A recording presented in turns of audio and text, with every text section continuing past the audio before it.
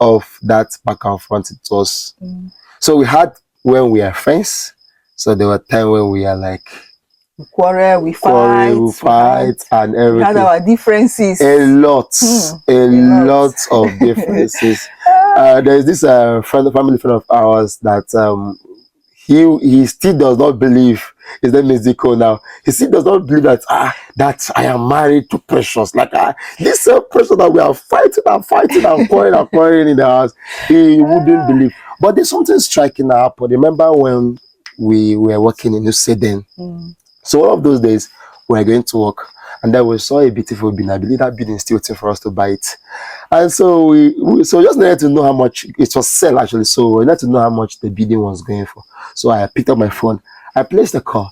I said we're a newly married couple. And we needed to know how much this bidding was going for. Yeah. So you know what? Words are spirits. And at that point, there was no iota of relationship. At all. I only just said we're a newly married couple and we needed to know how much the bidding was being sold for. It's like it was more or less like we're just playing pranks around. We're just playing pranks.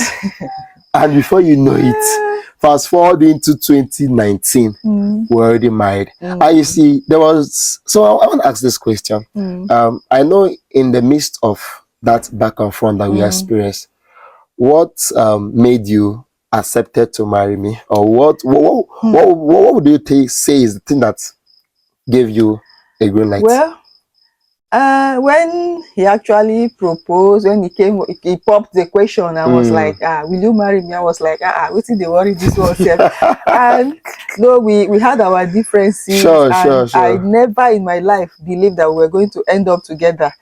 So it took me a lot of time. It took me about 3 to 4 months before I gave him an answer. Yes, I actually met one of our pastors in the church then, because when I came, I joined them in the church where they were worshiping.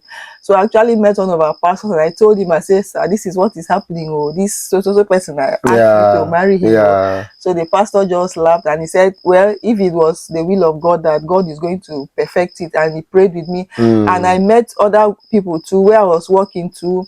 There was also a colleague of mine, there's and a pastor I confided Pastor in her, Elijah, I remember. And she they also gave me the go ahead, and me too. I also prayed, and I remember one of those days I had a dream, and it was like a sort of a confirmation to me. So all those things were things that I did not just jump at it, even though I wanted to get married, but I did not jump at, like people would be so excited that someone proposed. No, it took me time. I needed to be sure